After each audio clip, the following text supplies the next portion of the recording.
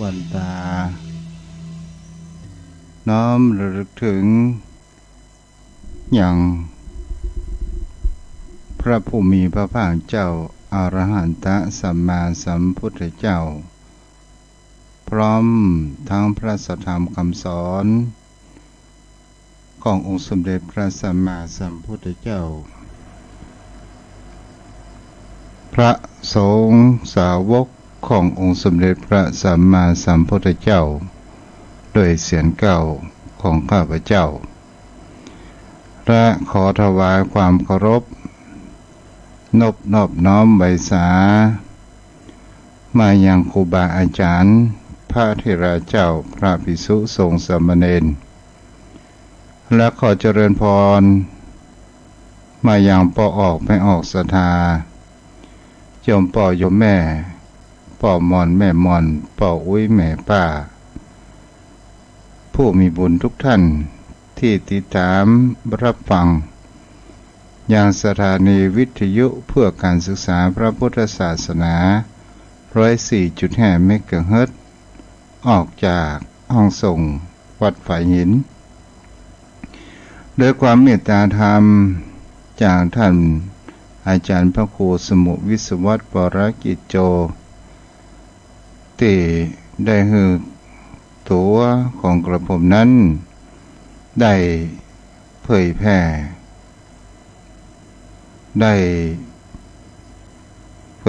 ในคำสอนขององค์สมเด็จพระสัมมาสัมพุทธเจ้าตลอดจนถึงข้อคิดข้ออ่านกติธรรมต่างๆป่าโอกับโยมพ่อโยมแม่ท่านผู้ฟังในช่วงยามดึกของวันพุธวันนี้เป็นวันมหามงคลเป็นวันสำคัญขององค์สมเด็จพ่อของเฮาคือองค์สมเด็จพระสัมมาสัมพุทธเจ้าที่เฮาเคารพสักการะบูชาที่สูงที่สุดในชีวิตเนื่องเป็นวันคล้ายวันประสูติตรัสรู้และปรินิพพานโยมพ่อโยมแม่จะเห็นได้ว่า เมื่อในอดีตก่อนพุทธกาลจะเกิด 2,564 ปีแต่ยังคุณของพระพุทธองค์นั้นยังปรากฏอยู่ศรัทธาญาติโยมพ่อโยมแม่ที่เฮามีวันนี้ที่มีที่พึ่งพาอาศัยทางด้านจิตใจเจ้าชายคนหนึ่งนั้นจะนับว่าเจ้าชายประสูติเกิดขึ้นมาเพียงแค่ได้7 วันนั้นก็ได้สูญเสียมารดาไปและก็เป็นสิ่งที่มีความเข้าใจในการที่ว่ามีพระนางคือนางประชาบดีเป็นผู้ดูแลและก็เป็นสิ่งที่เราจะเห็นได้ว่าเจ้าชายนั้นก็ได้มีความศึกษาต่างๆและก็ได้ผ่านอุปสรรคปัญหามาหลายสิ่งหลายอย่างเกิดขึ้นเจ้าชายคนนี้ก็คือเจ้าชายสิทธัตถะนั่นเองโยมพ่อโยมแม่เราจะเห็นได้ว่าทำไมเหตุพระพุทธเหตุของเจ้าชาย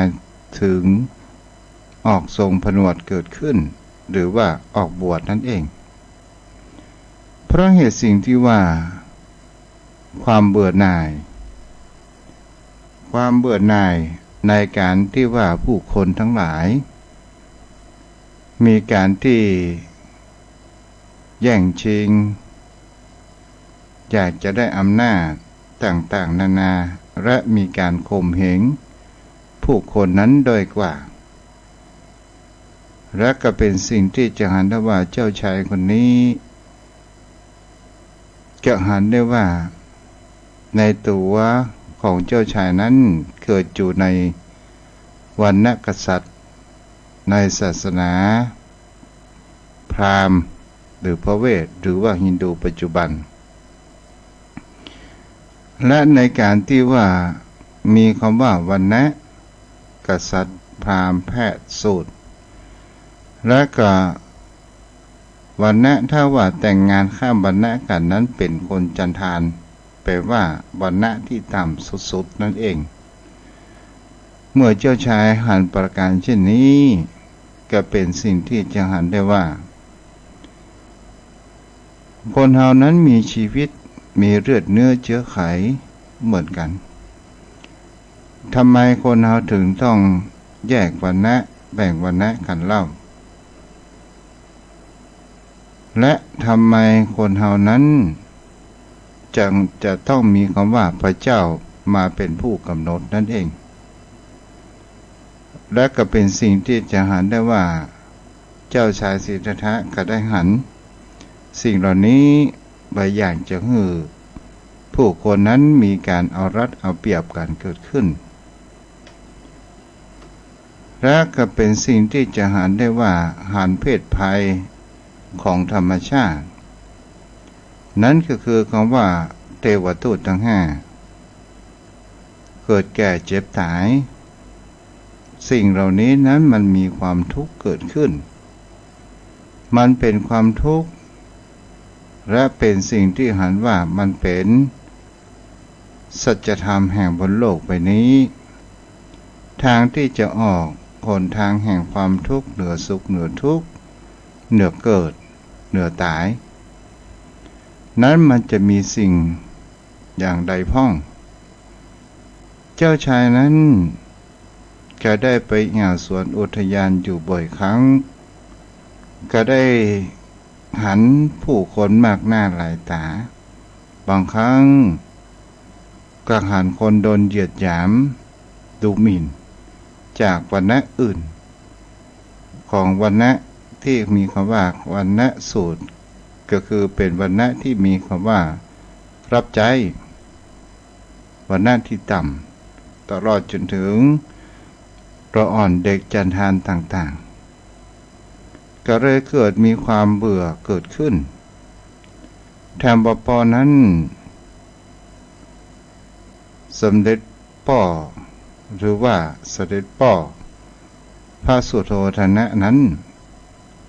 ก็ยังมีความหวังที่จะมอบหมายให้เป็นกษัตริย์แทนการปกครองในเมืองกรุงกบิลพัสเกิดขึ้นและหันได้ว่าคำว่ากษัตริย์นั้นมีแก่หน้าที่รบเพื่อที่จะเอาดินแดนหรือรบเพื่อป้องกันดินแดนของตัวเองมันก็มีคำว่าฆ่าฟันรันแตงกันต่างๆสุดท้ายมันกระทำให้คนนั้นล้มป่วยตายไปต่างๆเจ้าชายสิทธัตถะนั้นก็หันประการเช่นนี้ก็มีความหวาดสะดุ้งเกิดขึ้นก็เลยหันว่าทางที่จะออกสิ่งเหล่านี้นั้นมันคืออะไรอย่างกันแน่ทำประการหนึ่งก็ได้ปรึกษานางยโสธราหรือว่าพิมพามาเหสีของตัวเก่านั่นเองและก็หันได้ว่ามาเหสีนั้นก็มีความรักความห่วงใยต่อเจ้าชายสิทธัตถะอยู่มากและก็เป็นสิ่งที่จะหันได้ว่าเจ้าชายนั้นก็มามีความสุขใจก็เลยปรึกษากับนางยโสธราก็เลยมีคำขออนุญาตออกไปแสวงหาแห่งความจริงว่าทางที่ความหลุดพ้นในสิ่งเหล่านี้มันมีหรือไม่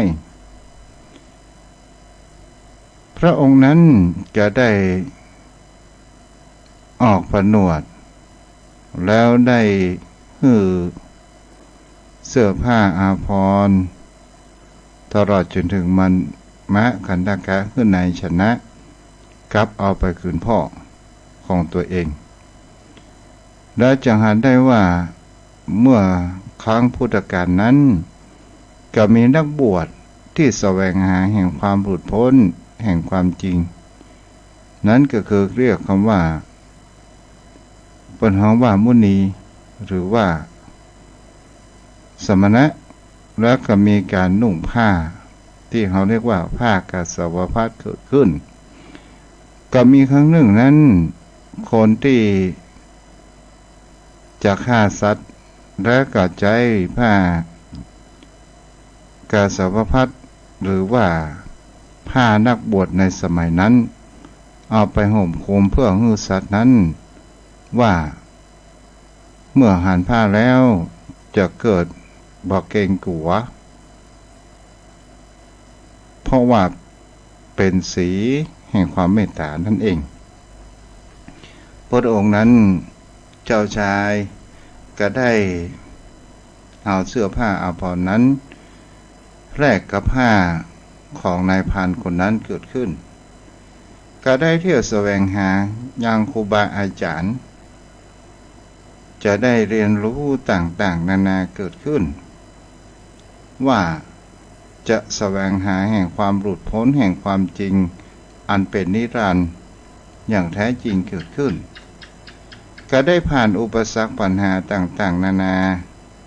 ก็ได้หันเพศนักบวชมุนีในสมัยนั้นและก็เป็นสิ่งที่จะหันได้ว่ากาหันมุนีหรือว่าเพศนักบวชสมัยนั้นก็ได้สืบเสาะแสวงหาซึ่งสมัยนั้นอุทกดาบทและอดาราดาบทเป็นผู้มีความมีชื่อเสียงในยุคนั้นสมัยนั้นและก็เป็นสิ่งที่จะหันได้ว่าเข้าไปฝากตัวเป็นศิษย์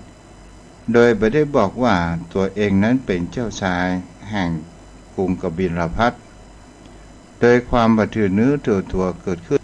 รองผิดรองถูกในการบางครั้งบางคราวเป็นสิ่งที่เพศนักบวชนั้นจะต้องมีคำว่าขอทานหรือภาษาสมัยใหม่เรียกว่าบิณฑบาตเพื่อกระจัดเสียซึ่งความกลางหรือว่าความเจ้ายศเจ้าอย่างในวรรณะของตัวเองเกิดขึ้นและก็เป็นสิ่งที่เราก็จะหันกันได้ว่า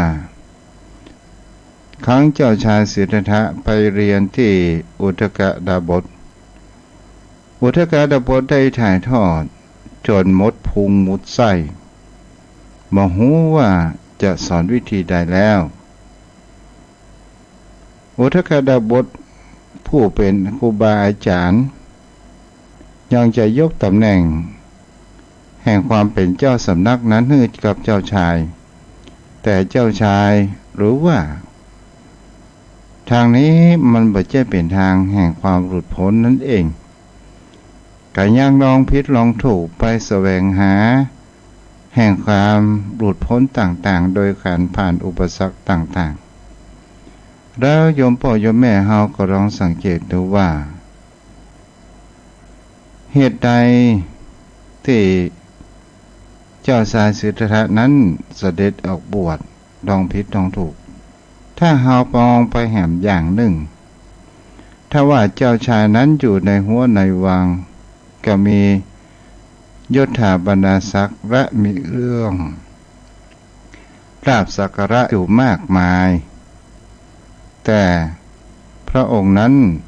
สละราชบัลลังก์และก็ได้สละสิ่งของต่างๆนานา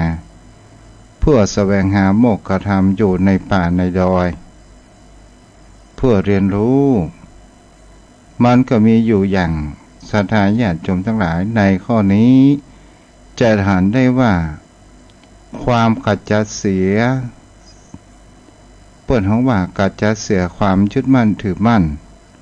ในยศถาบรรดาศักดิ์ในทรัพย์สินเงินทองต่างๆนานาที่เจ้าชายสิทธัตถะนั้นได้กระทำและก็เป็นสิ่งที่เราจะเห็นได้ว่าเจ้าชายสิทธัตถะนั้นมีแต่ความอดทน คนเฮานั้นถ้าเฮามีความอดทนรอได้มันก็จะต้องใช้เวลามันก็จะต้องมีความสำเร็จกันเกิดขึ้นได้ลองผิดลองถูกจนถึง6 ปีสถาญาติโยมทั้งหลายทรงประนวดเมื่ออายุ29 ปีแล้วก็ได้ลองผิดลองถูกมาจนใช้เวลาจนถึง6ต้นของว่ากี่ปี36เนาะประมาณ35ใช้เวลานานพอสมควรและก็เป็นสิ่งที่เราก็จะหันได้ว่าแม้กระทั่งทรมานร่างกายบ่กินข้าวกินน้ำจนสู้ผอมสถาญาติโยมทั้งหลายและผู้อุปถัมภ์อุปถากพระเจ้าพระคีทั้งแห่หันว่าเจ้าสายสิทธะนี้สามารถที่จะบรรลุธรรมอันอย่างได้หมู่เฮานั้นหนีไปที่อยู่ป่าอิสิปตนะมฤคทายวันแคว้นพาราณสีเกิดขึ้นสถาญาติโยมทั้งหลายในวันเพ็ญเดือนวิสาขมาสก็คือในวันนี้ที่เจ้าสายสิทธัตถะนั้นเปิ้นฮ้องว่าบรรลุเป็นพระสัมมาสัมโพธิญาณถ้าเฮาอู้ถึงว่าก็คือเจ้าชายก็คงจะนั่งเมื่อตะวาวันโกนแล้วบรรลุวันนี้ก็เป็นสิ่งที่เฮาก็จะหานกันได้ว่าแล้วพระพุทธองค์นั้นเข้าใจบรรลุเป็นพระสัมมาสัมโพธิญาณเข้าใจเรื่องอะไรอย่างกันแน่เข้าใจในเรื่องกฎเกณฑ์ของธรรมชาติเข้าใจในความเปิดเขาว่าจะแยกอย่างใดให้จิตใจของเขานั้นมีความหลุดพ้นจะทำอย่างใดให้จิตใจของผู้คนนั้นมีความสุขเกิดขึ้นตอนแรกนั้นเมื่อบรรลุเป็นพระสัมมาสัมโพธิญาณแล้วเจ้าพระพุทธองค์นั้นก็พยายามที่จะไปเทศนาโปรดบรรสัตว์โลกทั้งหลายเพราะเห็นว่าผู้คนทั้งหลายนั้นมันมีคำว่ากิเลสอกุศลต่างๆเกิดขึ้นอยู่ในจิตใจเป็นคนจำนวนมากและคนทั้งหลายบ่สามารถที่จะรู้ในหลักธรรมคำสอนของพระพุทธองค์นั้นได้ก็เลยมีคำว่ามีพรหมสหบดีพรหมมาขออาราธนานิมนต์ว่าเมตตาโปรดให้กับสรรพสัตว์ทั้งหลายบุคคลผู้มีความรู้ภูมิความรู้ปุญญาบารมีนั้นก็ยังมีอยู่และก็เป็นสิ่งที่จะหานกันได้ว่าพระพุทธองค์นั้นก็เมื่อพิจารณาในข่ายพยานแล้วมันก็ยังมีคนที่ในสนใจในหลักธรรมที่เฮานั้นได้ค้นพบอย่างนี้เป็นต้นโยมพ่อโยมแม่เฮาจะหานว่าธรรมประการแรกที่พระพุทธองค์นั้นตรัสไว้ก็คือตัวคำว่าสติเนี่ยตัวเดียวสถาญาติโยมทั้งหลายเป็นธรรมที่ควรที่จะน้อมไว้ที่ตนตัวของเฮาสติสัพพัญญะนี่แหละสถาญาติโยมทั้งหลายเฮาจะหาได้ว่าเฮานั้นเป็นลูกหลานหรือว่าเป็นผู้มีบุญที่ได้มาพบพระพุทธศาสนาขององค์สมเด็จพระสัมมาสัมพุทธเจ้าเพราะว่าเฮาบุคคลใดก็ตามที่ได้รับฟังได้ฟังก็ถือว่าเป็นบุญหูได้ดูก็เป็นบุญตาได้อู้ได้จ้าก็เป็นบุญปากและก็เป็นสิ่งที่เฮาจะหานกันได้ว่าหมู่เฮาเจ้าข้าทั้งหลายเนี่ยเฮามาเก็บเกี่ยวผลของที่ องค์สมเด็จพระสัมมาสัมพุทธเจ้าบรมศาสดาสมเด็จพ่อของเฮาเป็นผู้ค้นพบและเฮานำเอามาใช้ถ้าเฮาเป็นเปิ้นของว่าเป็นผลไม้เฮาก็นำเอามากินคนใดกินคนนั้นก็อิ่มคนใดบ่กินลังเลสงสัยว่ามันเป็นผลไม้พิษหรือไม่คนที่บ่กินก็ว่าอิ่มคนที่กินนั้นก็อิ่มการมันก็หมายถึงว่าการกระทำนั้นเองโยมพ่อโยมแม่ถ้าเราทำสิ่งใดก็ตามมันก็คือการกระทำก็แปลว่ากรรมถ้าเราทำสิ่งที่ดีๆมันก็จะมีทำให้สิ่งดีๆนั้นเกิดขึ้นในชีวิตจิตใจของคนเรานั่นเองมีครูบาอาจารย์ได้แสดงความคิดเห็นในเรื่องนี้อยู่อย่างหนึ่งในเรื่องการศึกษาธรรมะโยมพ่อโยมแม่เราจะเห็นได้ว่าคนส่วนใหญ่นั้นถ้ามามีความทุกข์ใจจะมาหันเข้าหาธรรมะรักธรรมถ้ามามีความที่จะเป็นคำว่าใกล้ตายจะมาหันเข้ามาหารักธรรมและบางครั้งบางคราวบักคิดเลยที่จะสวดมนต์ไหว้พระต่างๆและเป็นสิ่งที่เราจะหันกันได้ว่านี่คนเราจะหูแห่มกรรมหนึ่งก็คือกำลังวังชาของคนเรานั้นมันล้าและมันหมดไปถึงเราอยากจะทำแต่กำลังมันบ่ฮึ่มบางครั้งบางคราวคนเรานั้นก็มักอ้างว่ารอแก่กว่านี้แห่มน้อยเราก็ว่าเมื่อแก่แล้วมันจะมีกำลังวังชาที่จะทำในสิ่งดีๆเรียนรู้กับชีวิตนั้นหรือไม่ถึงว่ารักธรรมคำสอนของพระพุทธองค์นั้นจะเป็นสิ่งที่เราจะเห็นได้ว่าถ้าเราประพฤติปฏิบัตินำเอามาใช้ความสุขแห่งจิตใจของคนเรานั้นจะเกิดขึ้นและเราสามารถน้อมนำมาเป็นที่พึ่งทางด้านจิตใจทางออกปัญหาและดำเนินชีวิตอย่างบ่มีความประมาทเราจะเห็นได้ว่าบุคคลใดก็ตามที่มีความมัวเมามีความประมาทในชีวิตก็จะทำให้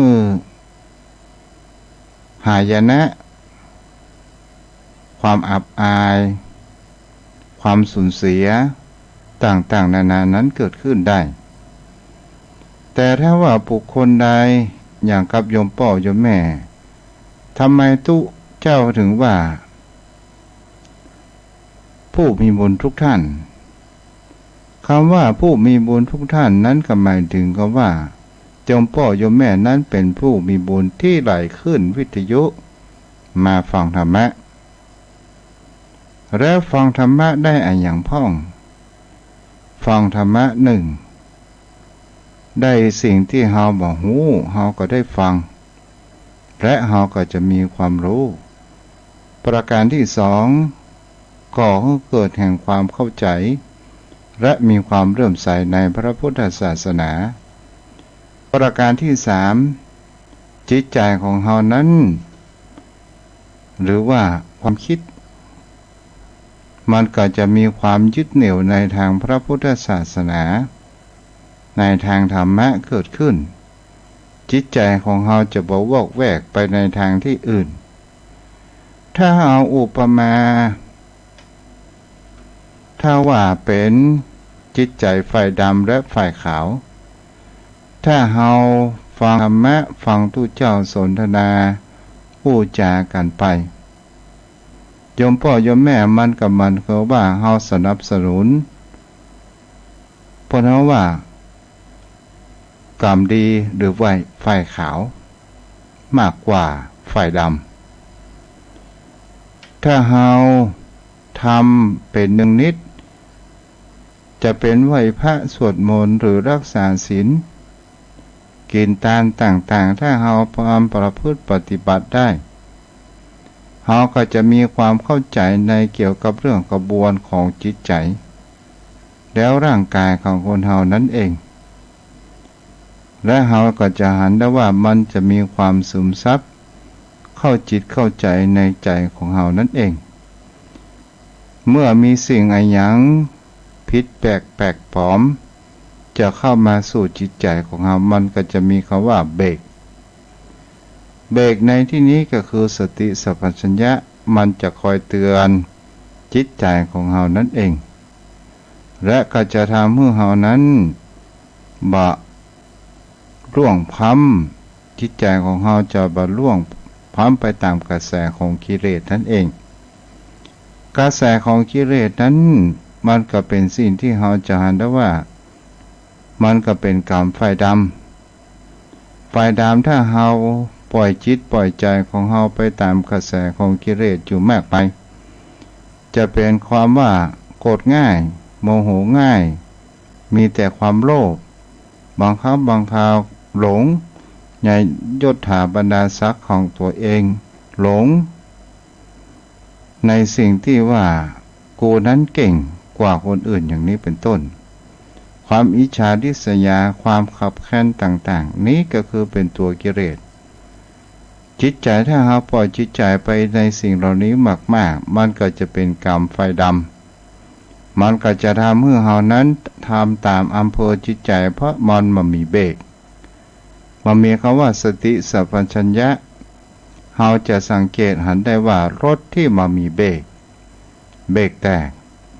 มันก็จะโจรไปเรื่อยสถาญาติโยมทั้งหลายและบังคับบัญชามันบ่ได้นั่นเองแต่ถ้าว่าเฮานั้นมีการเจริญสติอยู่เสมอจะเป็นการไหว้พระสวดมนต์โยบไหว้ครั้งจะเป็นการแผ่เมตตาก็ตาม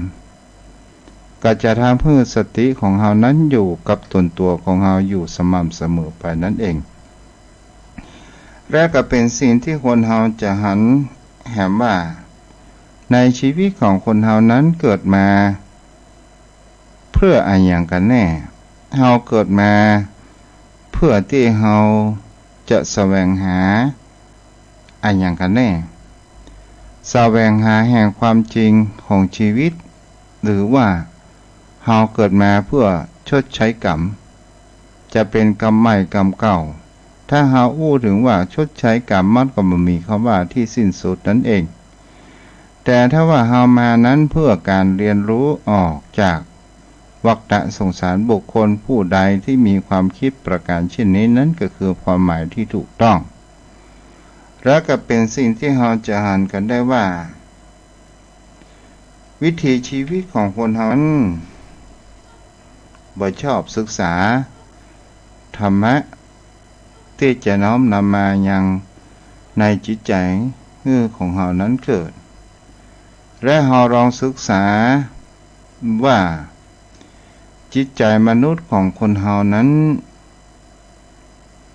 ส่วนใหญ่มันก็ไปตามกระแสของกิเลสเราก็ลองสังเกตได้ว่าบางครั้งบางคราวถ้าเราห้ามจิตของเราไว้อยู่มีคนมาแจกสิ่งของต่างๆแต่เราได้น้อยแล้วก็เป็นสิ่งที่จะเห็นได้ว่า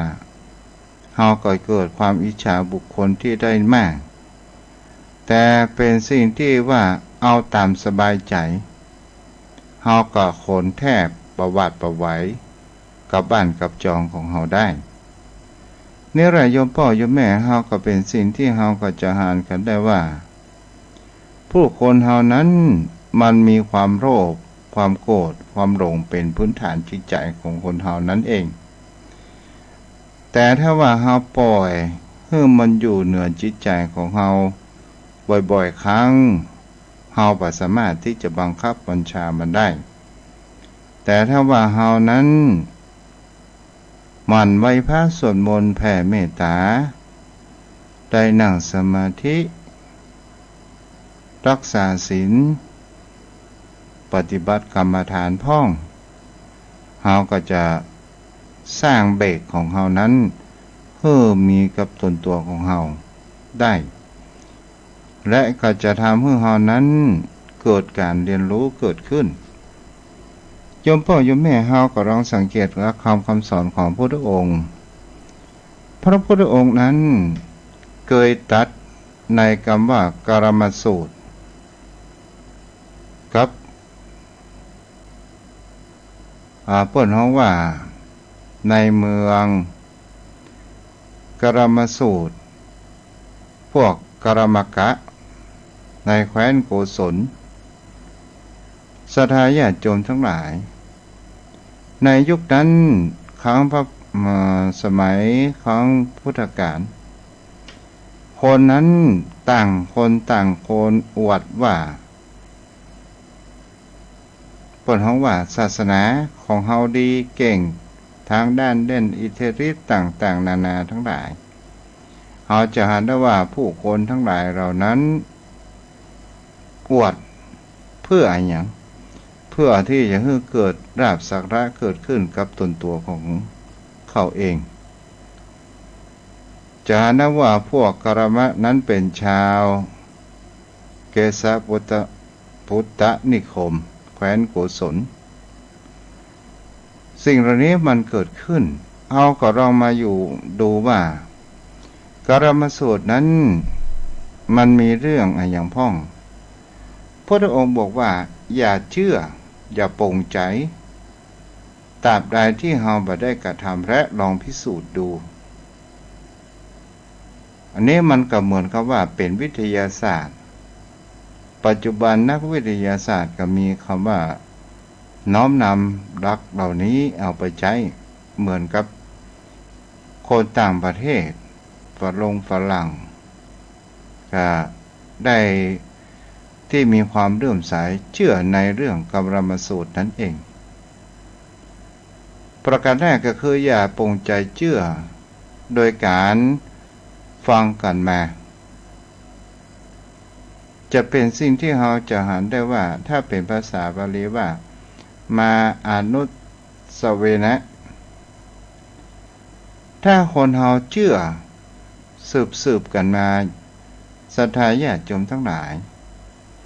บางสิ่งบางอย่างเราจะเห็นได้ว่าเราเชื่อสืบกันมาคนบรรพบุรุษของเราเชื่อว่ามันเป็นอย่างนั้นอย่างนี้และก็เป็นสิ่งที่คนเรานั้นจะเห็นได้ว่าบางครั้งบางคราวคนที่มีความเชื่อถ้าปฏิธรรมแล้วจะเกิดอาเพศอาถรรพ์ต่างๆก็เป็นสิ่งที่คนเรานั้นจะเห็นได้ว่านี้ก็คือจะไปฟังเชื่อจะไปปงใจเชื่อเตื้ออย่างเช่นเปิ้นน้องว่ากบกินเดือนอย่างกับวันนี้แล้วบุคคลที่เกิดวันพุธจะเกิดเพศภัยต่างๆเขาจะไปฟังเชื่อศรัทธาญาติโยมพ่อโยมแม่เขาก็ลองสังเกตถ้าเขาเชื่อเขาก็เกิดความวิตกกังวลเกิดขึ้นถ้าภายเกิดวันพุธก็มีความหวาดสะดุ้งเกิดขึ้นเมื่อสมัยตุเจ้าเป็นละอ่อนผีแม่ไม้จะมาเอาไปอย่างนี้เป็นต้นแม่ก็ไปซ่อฝ้ายมัดมือจากตุเจ้ามามัดมือมัดมือกันเดียวผีแม่ไม้บางคราวจะเห็นได้ว่าบ้านนี้ไม่มีเด็กอย่างนี้เป็นต้นบ้านนี้ไม่มีคนชื่อนี้และก็เป็นสิ่งที่คนเฮานั้นก็จะเห็นได้ว่านี้ก็คือเชื่อสืบกันมาเขาจะไปฟังปงใจเตื้อเขาก็ต้องสังเกตดูว่าพวกเขาว่าพยากรณ์คาดคะเนบางสิ่งบางอย่างพยากรณ์มันบักเกิดขึ้นก็มีศรัทธาญาติโยมทั้งหลายพยากรณ์นี้มันเป็นความคาดหมายท่าน มันมีอย่างพวกของพยากรณ์เช่นพยากรณ์อากาศพยากรณ์ดูเมื่อดูหมอพยากรณ์ทำนายทายทักต่างๆ นี่ก็เป็นสิ่งที่คนเฮานั้นบางครั้งบางคราวเชื่อปดว่าเฮานี้จะร่ำจะรวยเมื่ออายุเท่าอันตะอีถ้าเฮาอายุเท่าอันตะอีเฮาจะจบชีวิตแต่ถ้าว่าเฮาฟังหูไว้หูและมาคิดพิจารณาดูว่าเขาอู้อย่างนี้ก็เฮาก็ป้องกันและก็เป็นสิ่งที่คนเฮานั้นบางสิ่งบางอย่างเฮาจะหันได้ว่ามันก็ดีเหมือนกันเฮาก็บ่ได้ออกไปที่ไหนแต่บางครั้งบางคราวไม้สอดตากโกยมันเกิดวันพุธดูมันออกไปขี่รถแง่วเปิ้นแห้มแล้วบ่ฟังรถเครื่องปัดอย่างนี้เป็นต้นและเฮาไปเชื่อและเฮาบ่ได้คำว่าพิสูจน์คำว่าเหตุผลหลักธรรมของพุทธองค์นั้นเป็นหลักธรรมที่มีคำว่าเหตุผลเกิดขึ้นประการที่สองอย่าปรงใจเชื่อโดยการถือสืบกันมาอันนี้เป็นจะหันได้ว่าวัฒนธรรมและประเพณีของคนเฮาโยมพ่อโยมแม่ก็เป็นสิ่งที่เฮาก็จะหันกันได้ว่าเฮาอยู่เมืองเหนือเหมือนกันมีกงเจตามันมีความแตกต่างกันกงเจตาเชียงใหม่เป็นอย่างไรพ่องกงเจตาพี่น้องลำปางเป็นอย่างไรพ่องเมืองน่านเป็นอย่างไรพ่องเชียงรายลำพูนเขาจะหันได้ว่าคงเชื่อตาต่างลำปางกับเน้นไม้ที่เป็นมงคลเป็นส่วนใหญ่ถามว่าเป็นต้นใหญ่ก้อนใหญ่หลังใหญ่ก็ไม้มักพอแห้พอดีเปิ้นก็เอาละและก็เป็นสิ่งที่เราจะหันได้ว่าต่างบ้านเปิ้นก็จะมีผ้าขาวแวดแต่ถ้าว่าเมืองเชียงใหม่ของเราจะมีข้าวขวัญเอาขวัญห้อยต่างๆอย่างนี้เป็นต้น นี่ก็คือคำว่าเราจะไปฟังปรงใจเชื่อว่าสืบกันมาอย่างนี้เป็นต้นและบางสิ่งบางอย่างมันคำว่าสืบเชื่อตาที่มันมีไม้แง่งไม้กำอย่างเนี้ยมันเป็นกลอุบายของบรรพบุรุษในการสอนกับเฮานั้นได้เรียนรู้กัน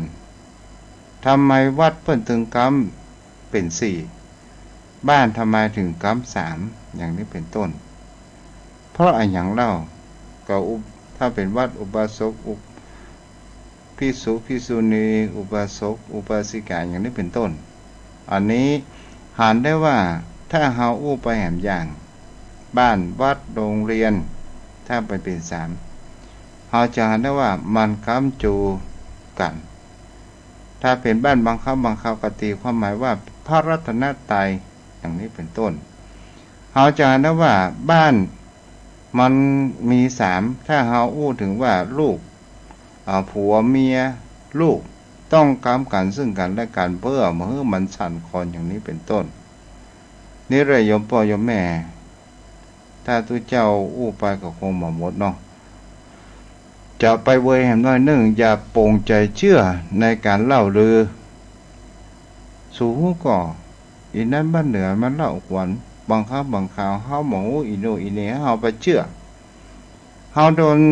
เปิ้นฮ้องว่าเสี่ยมเขาหู้โจรกันหรือว่าใส่ไฟต่างๆนานาเกิดขึ้นบางครั้งบางคราวคนนั้นก็หมูเรื่องเฮาแต่เฮาหันว่ามันว่าเฮาอย่างอันอย่างนี้บางครั้งเฮาไปหลงเชื่อบุคคลที่มาใส่ไฟและเฮาไปทำร้ายเขาก็จะทำให้เฮานั้นได้รับความเสียหายประการที่4อย่าปรงใจเชื่อในเรื่องตำราหรือคัมภีร์ต่างๆตำราคัมภีร์ต่างๆศรัทธาญาติโยมทั้งหลายบางครั้งมันก็บ่สามารถที่จะพิสูจน์ได้เราจะเห็นได้ว่าประวัติศาสตร์ของคนเฮาประวัติศาสตร์จะเป็นประวัติศาสตร์เมืองเชียงใหม่ประวัติศาสตร์ กรุงสุโขทัยประวัติศาสตร์ของเมืองศรีอยุธยากรุงธนบุรีรัตนโกสินทร์ก็ตามบางครั้งบางคราวเฮาหันได้ว่าภายพ้องที่จะแต่งเรื่องร้ายๆฮือ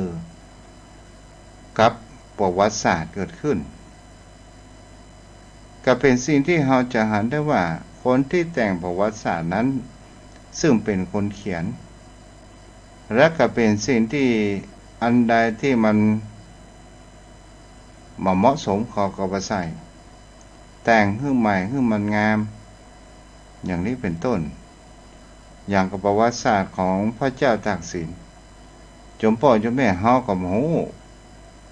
ว่าพระเจ้าตากสินเป็นคนที่ว่าฆ่าฟันพระสงฆ์องค์พระเจ้าจริงหรือไม่อันนี้เฮาก็บ่ฮู้แต่คนเขียนประวัติศาสตร์มันเขียนไปคนอย่างศรัทธาญาติโยมทั้งหลายเหมือนกับตำราเหมือนพระครูอภิวัตได้อูเรื่องพระราหูตะกี้หรือว่าพูดว่า พระราหูที่ชอบกินเดือนกินตะวันเฮาจะหันว่าคนนั้นแต่งไปอย่างคนนี้แต่งไปอย่างก็เป็นสิ่งที่คนเฮาจะหันได้ว่านี้เฮาจะไปฟังเชื่อในตำราบางครั้งบางคราวเป็นสิ่งที่เฮาจะหันได้ว่าอาจจะเป็นการโคจรในดวงดาวมันจะอาจมาตัดกันอย่างใดประการหนึ่งอย่างนี้เป็นต้นประการที่6ก็คือจะไปฟังประการที่5ก่อนเนาะประการที่5จะไปฟังเชื่อเพราะตรรกะคาดเดาต่างๆคนเฮานั้นคาดเดาบางครั้งบางคราวมันก็บ่เกิดจอมพ่อเจ้าแม่จำได้หรือไม่ว่าเมื่อที่ว่าคริสต์ศักราช 2000 โลกจะแตกบางคนนั้นก็มีความหวาดสะดุ้งกันเกิดขึ้นมีการคาดคะเนกันต่างๆนานาสุดท้ายมันก็บ่เกิดขึ้นบางคนก็กลัวว่าจะรวดมันจะทำงานจุดชนวนไปต่างๆนานาเกิดขึ้น6ก็คืออย่าฟังเชื่อในการอนุมาน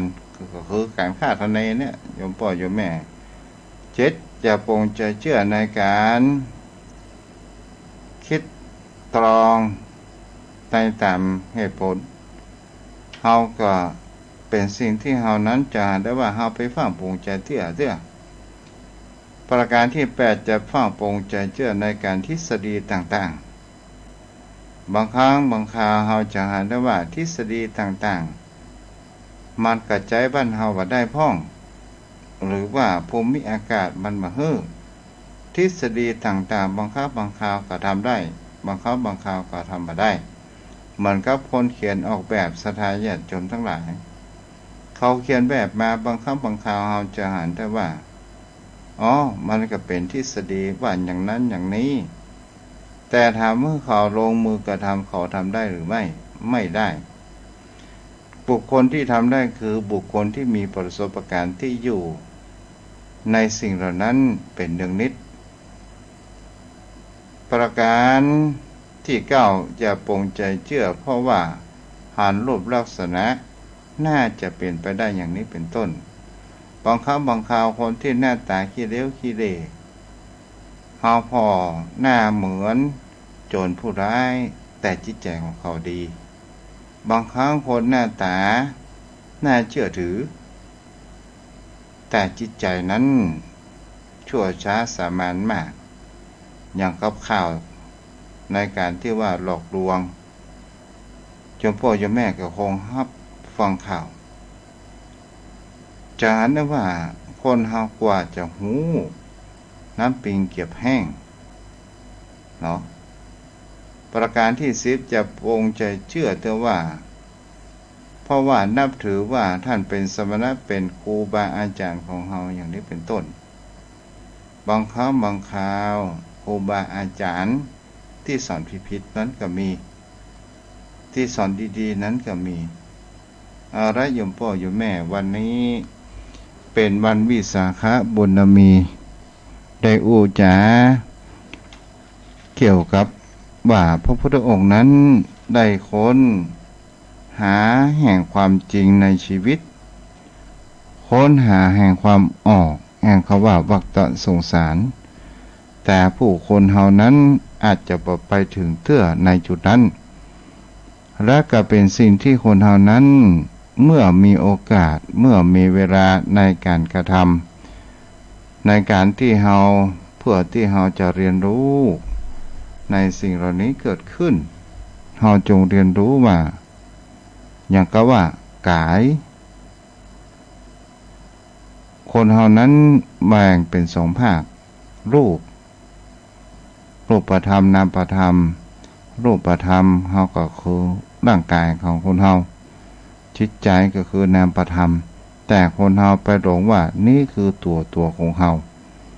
แท้ที่จริงเฮาอาศัยแหล่งที่เกิดมาในชาตินี้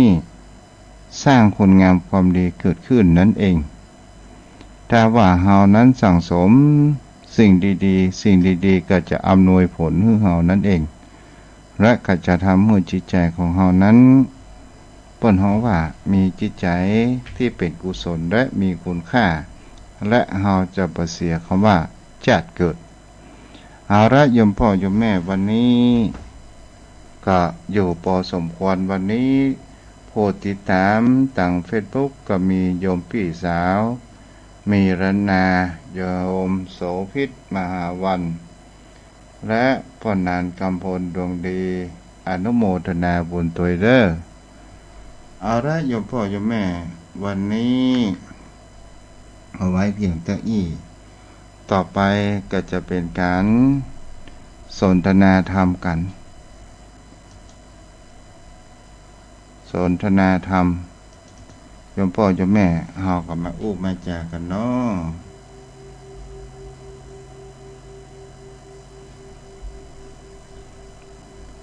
โทรเข้ามาได้เด้อ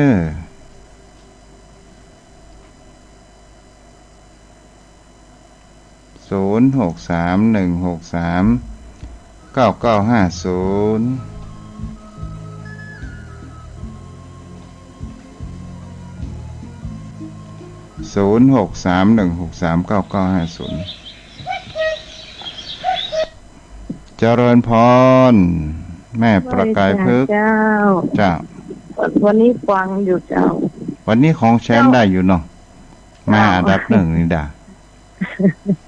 อันดับหนึ่งมันรับวันนี้มันฮ้อนลำใบนอนเมื่อวันแต่ว่าฝนตกก่อทั้งบ้านเจ้าตกสักครึ่งชั่วโมงนะเอา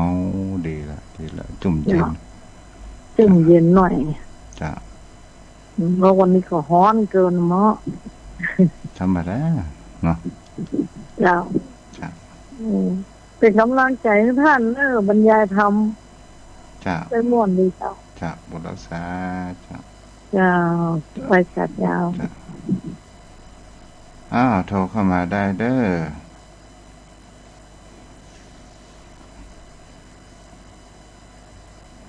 0631639950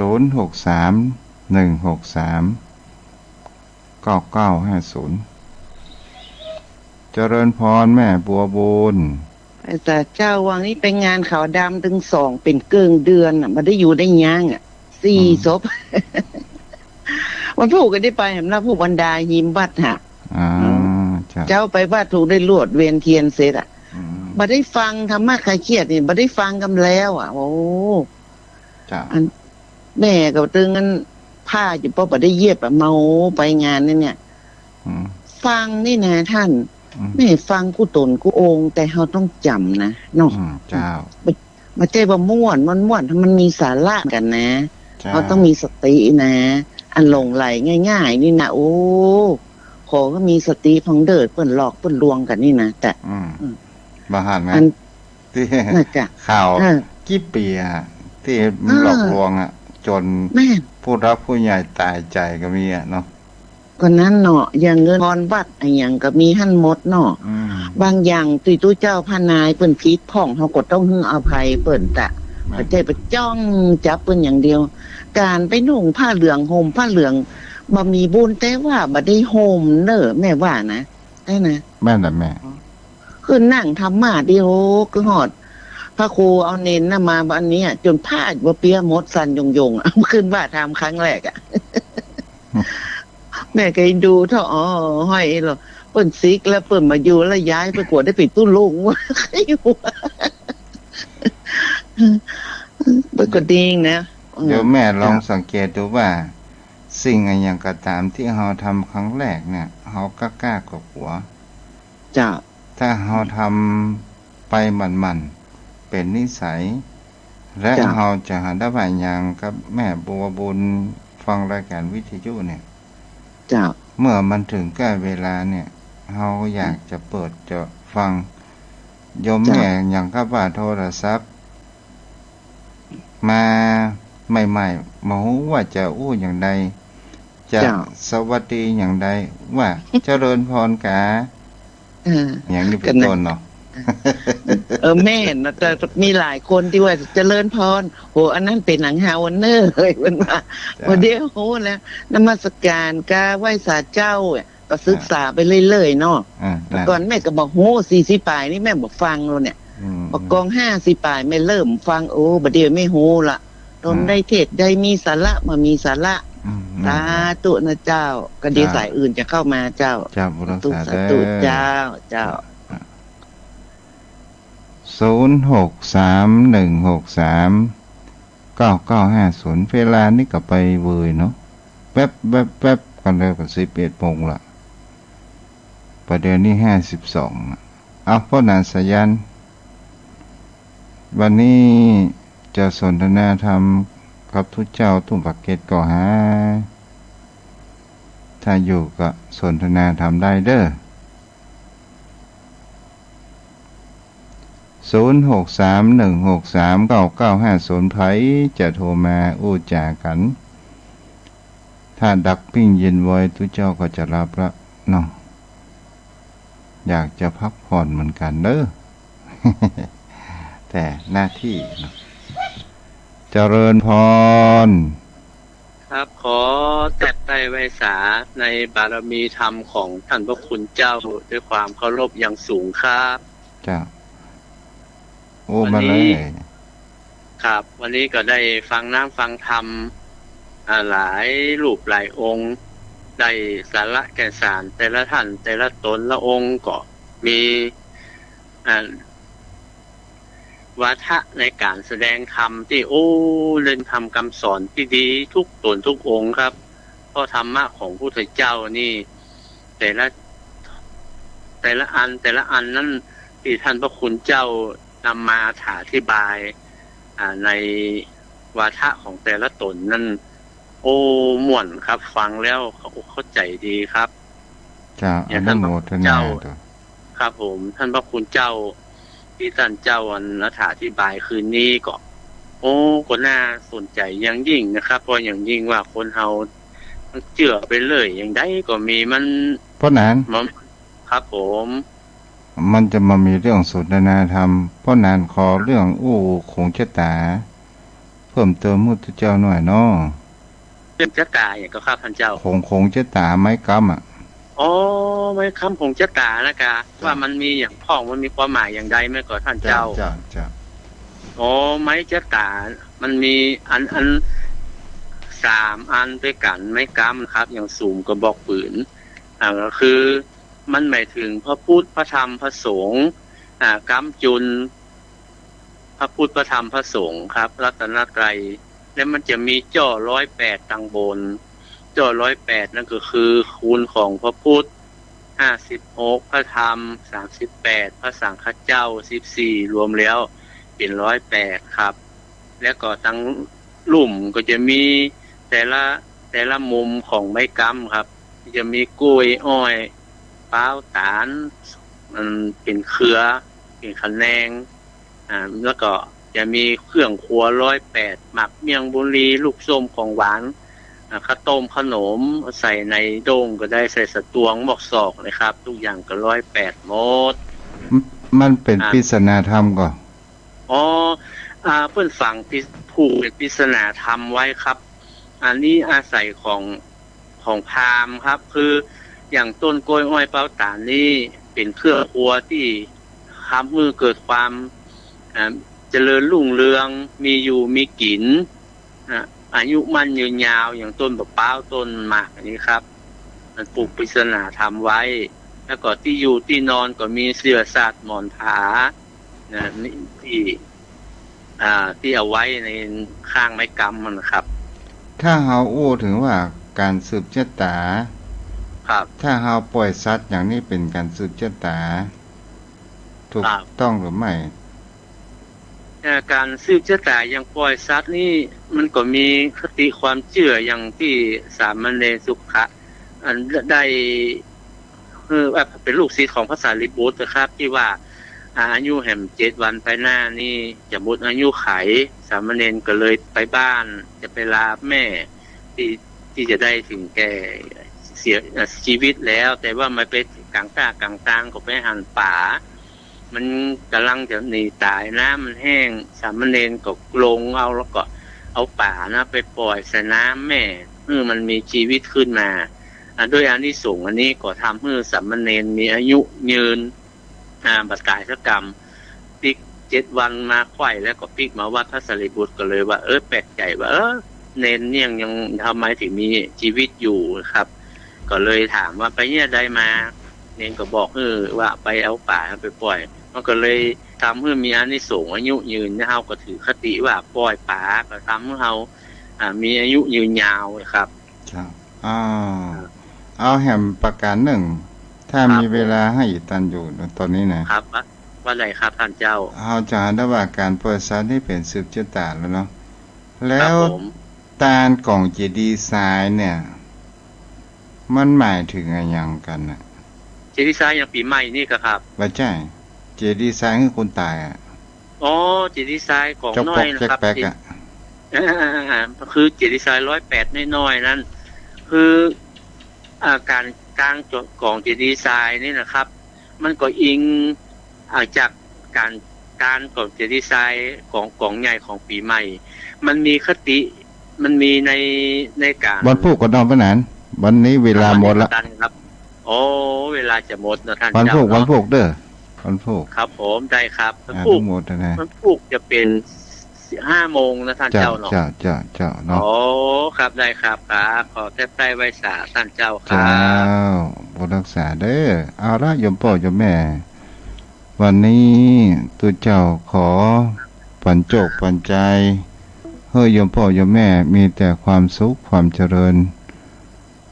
ในวันวิสาขบูชมีนี้ในการรำลึกถึงคุณของพระพุทธองค์ที่มีคุณต่อมนุษย์และเทวดาเป็นที่สักการะของเฮาเนาะถ้ามามีพระพุทธองค์แล้วที่พึ่งทางด้านจิตใจของคนเฮานั้น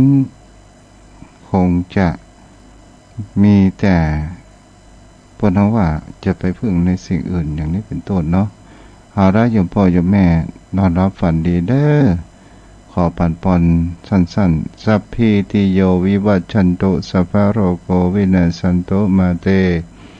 ภวัตวันตรายโยสุขีติขายุโกภวะอภิวาทนาสิริสานิจังพุทธาปัจจายโนจัตตารโอธรรมาวัฏันติอายุวโนสุขังพระลังวันพุธปะกันเนาะเจริญ